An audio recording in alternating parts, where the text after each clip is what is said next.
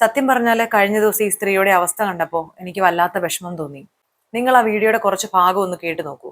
വരന്റെയും വധുവിന്റെയും എവിടെയാണോ നിക്കാഹ് നടക്കുന്നത് അതിന്റെ ഓപ്പോസിറ്റ് പാർട്ടിയുടെ മഹലിൽ നിന്നും ഒരു ലെറ്റർ വേണം.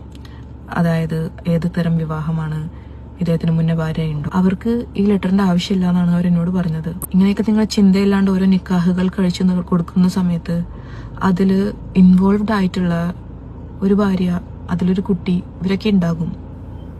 അവർക്കൊക്കെ വരുന്ന ലോസിനെ കുറിച്ച് നിങ്ങൾ ചിന്തിച്ചു? ഭർത്താവിന്റെ വീട്ടിൽ നിന്ന് അടിച്ചിറക്കി അതിന് പുറത്ത് 10-12 ദിവസമായിട്ട് സമരം ചെയ്യുകയാണ് ആ സ്ത്രീ. ഏറ്റവും വിഷമകരമായിട്ട് തോന്നിയത്, സമൂഹത്തിൽ ഒരു നല്ല നിലയിൽ ജീവിക്കുന്ന ഒരു സ്ത്രീ 10-12 ദിവസമായി ഭർത്താവിന്റെ വീടിന് പുറത്ത് അവർ സമരം ചെയ്യുകയാണ്. എന്താ കാര്യം?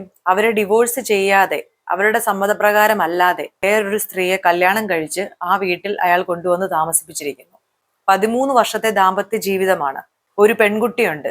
6 വർഷമായ ആ കുട്ടിയുടെ ചെലവുകളൊന്നും ആ ഭർത്താവ് നോക്കുന്നില്ല. എല്ലാം ഈ സ്ത്രീ തന്നെയാണ് ചെയ്യുന്നത്. അവർക്ക് വിദ്യാഭ്യാസം ഉള്ളത് കൊണ്ട് മാത്രം ആ കുട്ടിയെ നല്ല രീതിയിൽ അവർക്ക് വളർത്താൻ സാധിക്കുന്നുണ്ട്. ഇപ്പൊ ഇവരുടെ കേസിൽ നോക്കുകയാണെങ്കിൽ ഇവരുടെ ഭർത്താവ് രണ്ടാമത് കല്യാണം കഴിച്ച് സുഖമായിട്ട് ജീവിക്കുന്നു.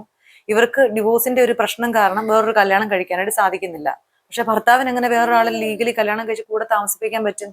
100 പവൻ സ്വർണവും 15 ലക്ഷത്തോളം രൂപയും ഇവർ കൊടുത്തിട്ടുണ്ട്. അതൊന്നും തിരിച്ചു കൊടുക്കാൻ ഇയാളോ ഇയാളുടെ കുടുംബത്തിൽപ്പെട്ടവരോ സമ്മതിക്കുന്നില്ല. സത്യത്തിൽ ഇത് കാണുമ്പോഴാണ് ഏകീകൃത സിവിൽ കോഡിന്റെ ആവശ്യകത എത്രത്തോളം ഉണ്ടെന്ന് മനസ്സിലാവുന്നത്. ഇപ്പൊ നിലവിലെ അവസ്ഥ എന്ന് വെച്ചാൽ വിവാഹപ്രായം തന്നെ ചില മതങ്ങളിൽ നല്ല ഇളവ് ലഭിക്കുന്നുണ്ട്. എന്നാൽ യൂണിഫോം സിവിൽ കോഡ് വന്നു കഴിഞ്ഞാൽ എല്ലാ പെൺകുട്ടികൾക്കും 18 വയസ്സോ അതിനുശേഷമോ മാത്രമേ വിവാഹം കഴിക്കാൻ കഴിയുള്ളൂ. അതുപോലെ തന്നെയാണ് ബഹുഭാര്യത്വം. ഒരു ഭാര്യ നിലവിലിരിക്കെ വേറൊരാളെ കല്യാണം കഴിക്കാനുള്ള അവകാശം പൂർണ്ണമായും നിഷേധിക്കപ്പെടും.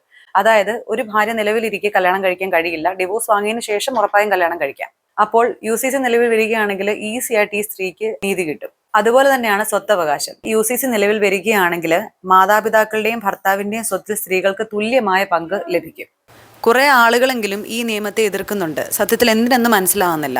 എല്ലാവർക്കും തുല്യത കിട്ടുന്നത് തന്നെയല്ലേ നീതി എന്ന് പറയുന്നത്. അത് സ്ത്രീക്കോ പുരുഷനോ ആയിക്കോട്ടെ.